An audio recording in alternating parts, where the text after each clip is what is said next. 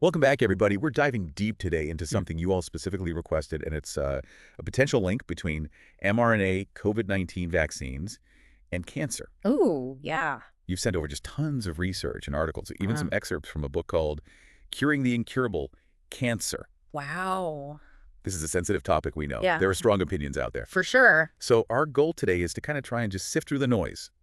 Look at what these sources actually say and give you a clearer understanding. Absolutely. It does seem like everybody's talking about rising cancer rates lately, and it's totally understandable to wonder if there's a connection to the vaccines, Yeah. especially when you see it everywhere. Especially with all the headlines and the stuff on social media. Right, exactly. It's definitely on a lot of people's minds. Yeah, it's something we have to address. Yeah. And it's important to do it with clear and accurate information.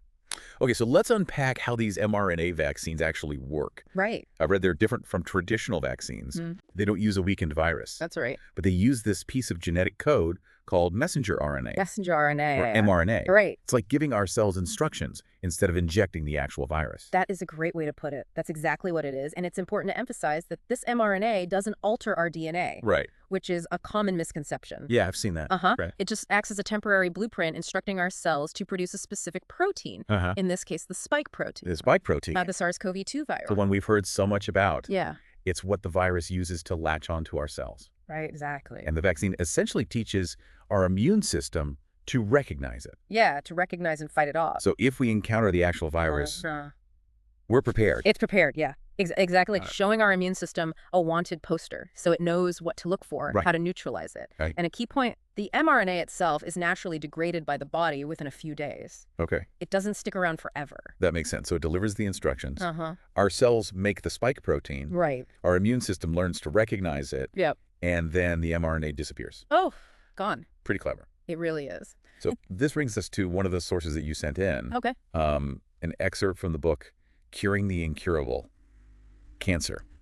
Interesting. The author makes some pretty bold claims, Okay. suggesting that things like ivermectin, Ah, fenbendazole, ivermectin. even baking soda can cure cancer. Wow. Really out there claims. It's important to approach those claims with a healthy dose of skepticism. Yeah, I would say. You know, while the author does mention using proteomic investigation as a basis for these claims, Right. without seeing the actual research, the methodology, the data, Yeah, really. it's impossible to validate these assertions. Like someone saying they have a secret recipe for eternal youth, but they won't show you the ingredients. Yeah. Or how it works. You'd Exactly. be pretty skeptical, right? Of course, yeah. Anecdotal evidence and personal testimonies don't hold the same weight as rigorous scientific studies. Yeah, especially with cancer. Exactly, Yeah. especially with a complex disease like cancer. Mhm. We need robust evidence from clinical trials and peer-reviewed research Right. before we can consider any treatment a legitimate cure. Okay, so let's bring this back to the spike protein and the concerns that you sent in. Okay. Some sources suggest that the spike protein itself, Uh-huh. the one produced by our cells after getting the mRNA vaccine, Right. might be carcinogenic, Okay. that it might somehow trigger Yeah, or contribute to cancer development. that's a serious concern, Yeah. and it's important to address it head-on. Uh-huh. We need to understand the science Yeah. behind the spike protein and how it interacts with our bodies. Okay. Remember, the spike protein in the vaccine is meant to trigger an immune response, not to directly interact with the mechanisms of cancer development. So it's not like it's designed to go rogue and mess with our cells in a way that could cause cancer? That's right. Okay. The spike protein's role in the vaccine is very specific. Mhm. To mimic the virus enough to trigger an immune response, Yeah. but not enough to cause the disease itself or behave like a cancer-causing virus. Got it. Okay, so So we got this complex situation where some people are seeing rising cancer rates. Right. They're looking for explanations. you're looking for answers. Right. And then you have this new vaccine technology that Yeah. uses this spike protein. Uh-huh. People start to connect the dots. Right. And it just naturally leads to... And that's why it's crucial to look at the evidence, understand the science, and separate genuine concerns from unfounded fears. Right. Okay. Yeah, and speaking of misinformation, you also sent a Wikipedia article about COVID-19 vaccine misinformation. Uh-huh. Lots of that going around. The whole world of false claims and conspiracy theories. Unfortunately, that's true. And it can be difficult to navigate this sea of information. It really can, especially when it comes to something like health. Right, because it's so personal and emotionally charged. Yeah. It's not just about facts and figures, it's about our well-being Exactly. and the well-being of our loved ones. The Wikipedia article mentioned some wild stuff, like the idea that mRNA vaccines cause cancer by inactivating tumor-suppressing proteins. Wow.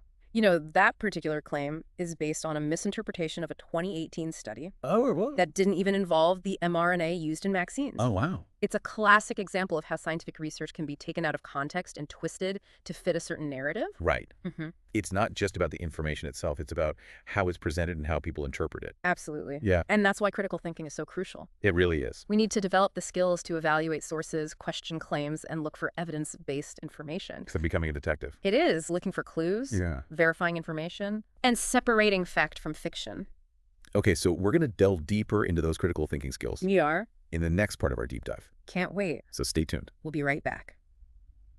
Trying to understand the science and sorting through all the information, It can be overwhelming. it really can, especially with the added worry about cancer, Mm. It's like trying to find a single grain of truth Yeah, in a giant sandbox. a giant sandbox. Yeah, that's a good way to put it. It's really hard when it comes to health because it's so personal and so emotionally charged. Right. It's not just about those facts and figures. It's about our well-being and the well-being of our loved ones. Exactly. And when emotions run high, Yeah, I think we're more vulnerable to misinformation. absolutely. Especially when it plays on our existing fears or beliefs. Speaking of misinformation, that Wikipedia article Mm-hmm. you said really highlights how these false claims and conspiracy theories can contribute to vaccine hesitancy. Right. It mentions things like Fake vaccination cards. fake vaccination cards. Rumors about harmful ingredients. Yeah, just crazy stuff. It's a reminder that misinformation isn't just a harmless annoyance. Right. It can have real-world consequences affecting public health decisions and eroding trust in scientific institutions. Yeah, what makes people so susceptible to believing and spreading this stuff? Right. Can't just be a lack of knowledge. You're right. It's more complex than simply not knowing the facts. Right. Psychological factors play a big role. Think about confirmation bias. Confirmation bias. We tend to seek out and favor information that confirms what we already believe, even if that information is inaccurate or misleading.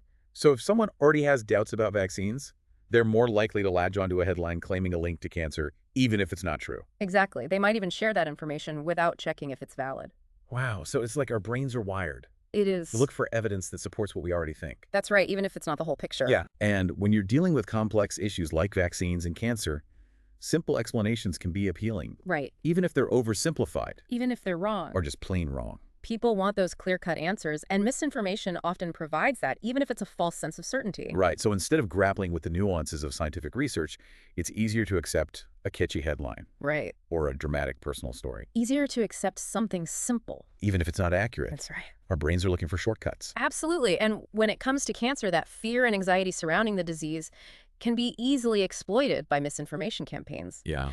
People are more likely to believe claims connecting vaccines to cancer because they're already worried about the disease. Of course. It preys on that pre-existing vulnerability. It's like fear creates a fertile ground It does. for misinformation It does. to take root and spread. That's a powerful image. Yeah. And with social media, those seeds can spread like wildfire. Yeah.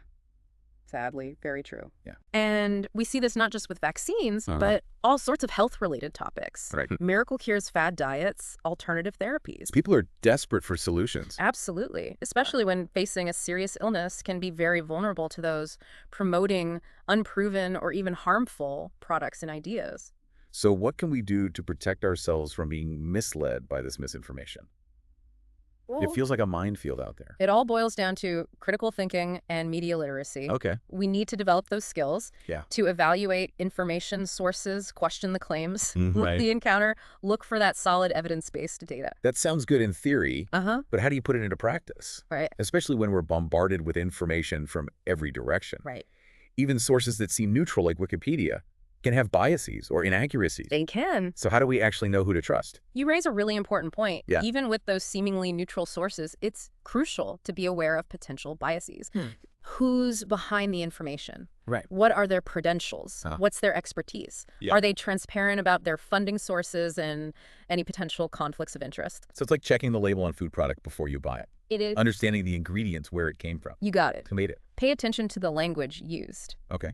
Does the source use sensationalized headlines or emotionally charged language? Right. Do they rely on anecdotes or personal stories rather than scientific evidence? Oh, yeah. Those are red flags. Huge red flag. It's like those clickbait articles Yeah. that promise amazing results but don't actually deliver. You got it. Okay. One of the easiest ways to check a source's credibility is to see if they back up their claims with evidence from reputable sources. Okay. Do they cite peer-reviewed scientific journals, government health agencies, or well-respected research institutions? So not just a random blog post or a viral video on social media. Exactly. While those sources might have interesting perspectives, they're not considered reliable sources for scientific information. Okay. Reputable health